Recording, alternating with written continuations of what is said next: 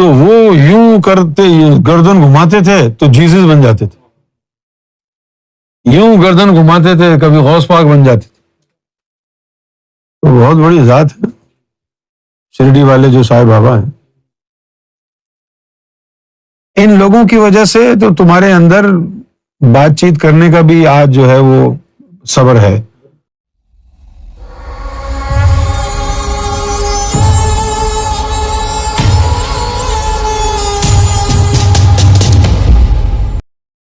شری سائے بابا کے ماننے والے دونوں ہندو اور مسلم تھے. انہوں نے ہندو اور مسلم دونوں کو اپدیش دیا. کرپیا ہمیں بتائیے کہ ان کے گرو کون تھے اور انہوں نے اپنے گیان کہاں سے پراپت کیے تھے. کیا ان کے پاس بھی قلبی ذکر تھا؟ ہاں بالکل تھا. سائے بابا کو حضرت خضر علیہ الصلوۃ والسلام نے باطنی طور پر فیض دیا. ان کے پاس بھی تھا ذکر قلب. ظاہر ہے ولی اللہ تھے تو ذکر نہیں ہوگا ان کے پاس. اللہ کے دوست تھے، اللہ کے ولی تھے. اور ایسا کرم اور فضل اللہ نے ان پہ کیا کہ ان کے ہاتھ پر اسم ذات نقش تھا.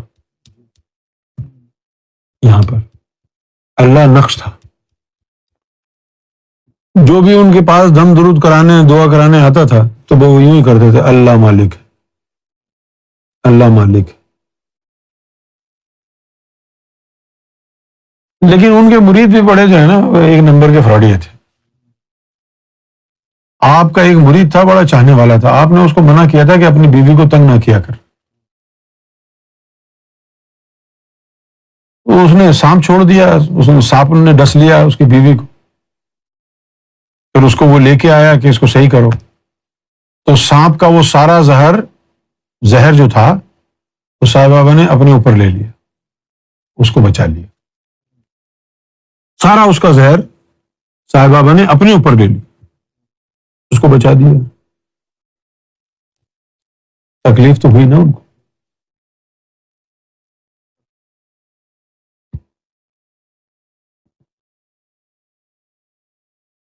سائے بابا کا یہ بھی تھا کہ وہ عیسائیوں کے پاس جاتے تھے تو وہ عیسیٰ بن جاتے تھے. عیسائیوں کے پاس جاتے تھے نا، وہ تو بیٹھے ہوئے تھے. وہ بندہ جو عیسائی اگر ان کا ادب نہیں کرتا تھا نا تو وہ یوں کرتے گردن گھماتے تھے تو جیزس بن جاتے تھے. یوں گردن گھماتے تھے کبھی غوث پاک بن جاتے تھے.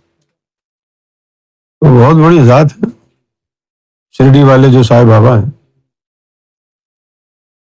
ان لوگوں کی وجہ سے تو تمہارے اندر بات چیت کرنے کا بھی آج جو ہے وہ صبر ہے.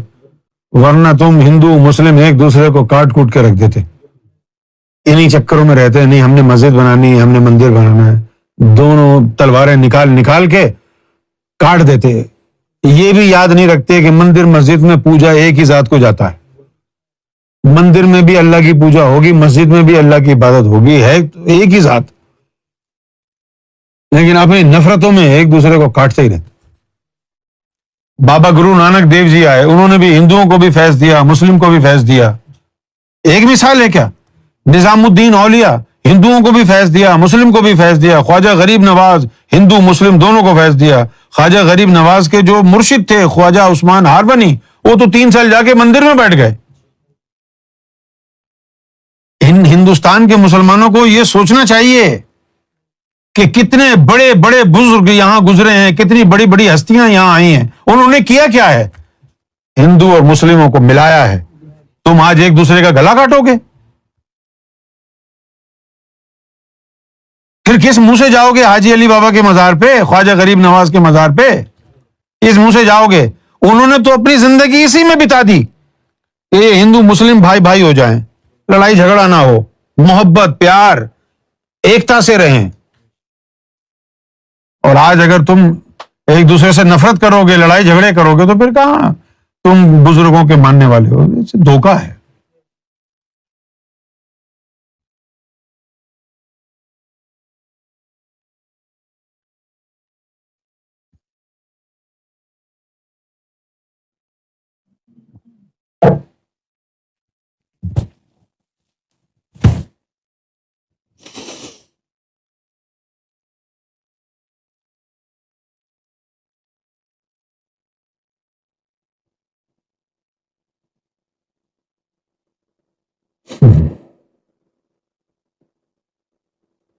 کہ بھائی تم لوگوں کو بری تو نہیں لگ رہی میری بات؟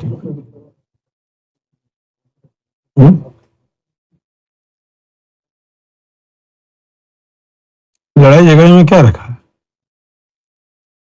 مار کٹائی میں کیا ہے؟ اللہ خوش ہوگا، بھگوان خوش ہوگا. کہ ہندو اگر مارے گا مسلم کو تو سمجھتا ہے بھگوان بہت خوش ہوگا، اگر مسلم ہندو کو مارے گا تو سمجھتا ہے اللہ بہت خوش ہوگا، اللہ ول تھرو اے پارٹی. نہیں، وہ ساری اسی کی مخلوق ہے. ہندو مسلم سکھ عیسائی یا کوئی مذہب نہ ہو پھر بھی اسی کی مخلوق ہے. نہ اس کو اس وقت خوشی ہوگی جب کوئی ہندو مرے گا، نہ اس کو اس وقت خوشی ہوگی جب کوئی مسلم مرے گا، کیونکہ دونوں اسی کی مخلوق ہیں. انسانیت کا ادب کرو.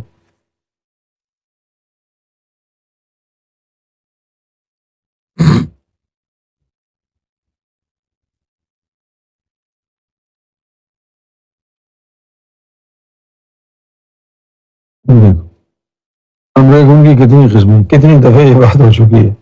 ایک عبادت کا امر کن ہے، ایک خدمت کا امر کن ہے. واہ سبحان اللہ، یہ نئے نئے راز تو مجھ پر ابھی کھل رہے ہیں.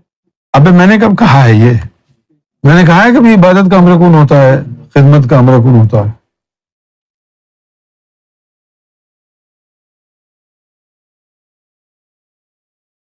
میں نے کہا ہے امر بتکلم اور امر بتخیل، یہ کہا ہے. یہ عبادت اور خدمت کا تو نہیں کہا. فرحان پتہ نہیں، تم چیک کراؤ یار، تم دماغ اپنا یہ کہاں سے لے کے آ رہے ہو باتیں. عبادت کا امر کون ہوگا تو کیا ہوگا؟ پھر وہ بندہ عبادت میں نہ کرے، عبادت کر، خود بخود عبادت کرنے لگے. امر کون کا تو یہ ہوتا ہے نا، ہو جا کہ عبادت کر، عبادت میں لگے تو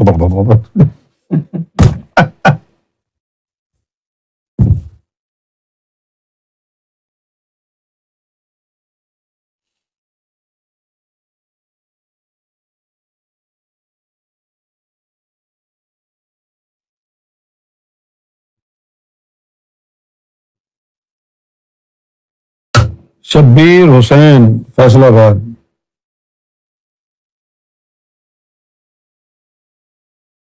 اس آیت کی تشریح بیان کر دیں.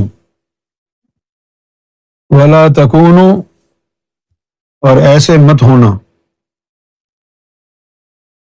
کالذین، ان لوگوں کی طرح، نسوا اللہ، جو اللہ کو بھول گئے، جنہوں نے اللہ کو بھلا دیا.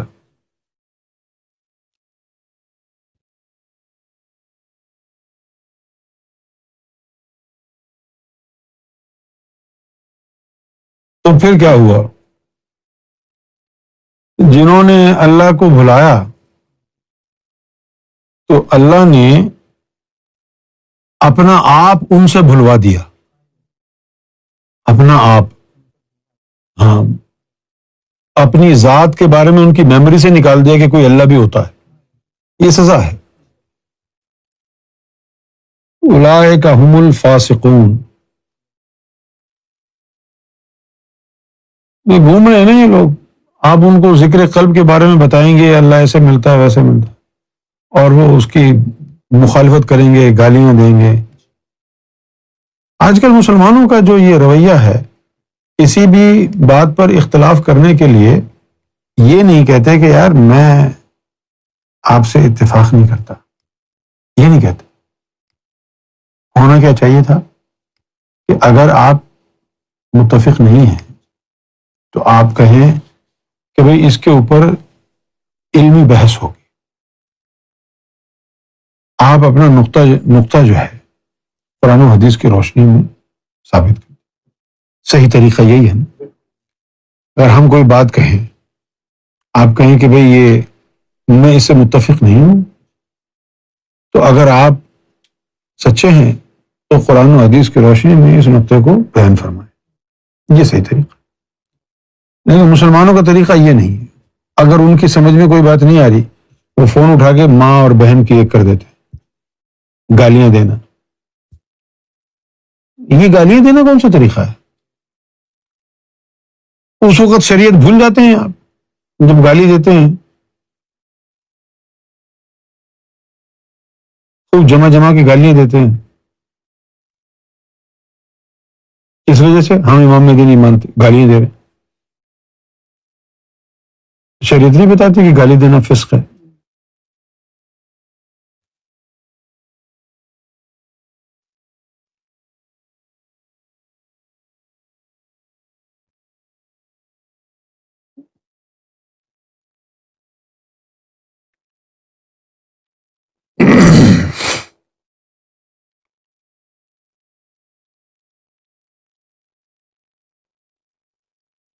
یہ جو اللہ کو بلانے والی بات ہے یہ بڑی خطرناک ہے.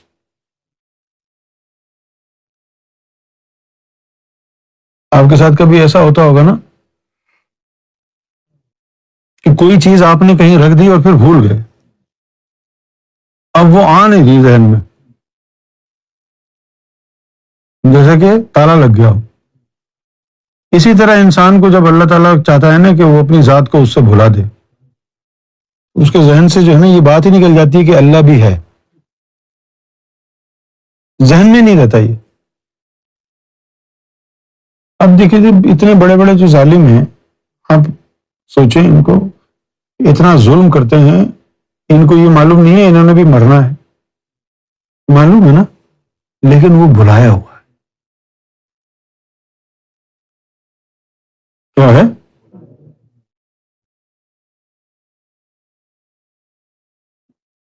جس طرح اللہ کسی روح کو زمین پہ بھیجتا ہے تو اس کو بھی بھلا کے بھیجتا ہے.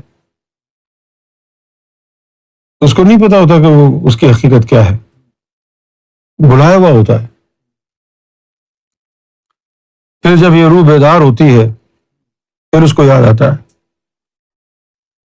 کہ ہم وہاں کس کے ساتھ تھے، ہمارے دائیں کون تھا، بائیں کون تھا، سب یاد آ جاتا ہے.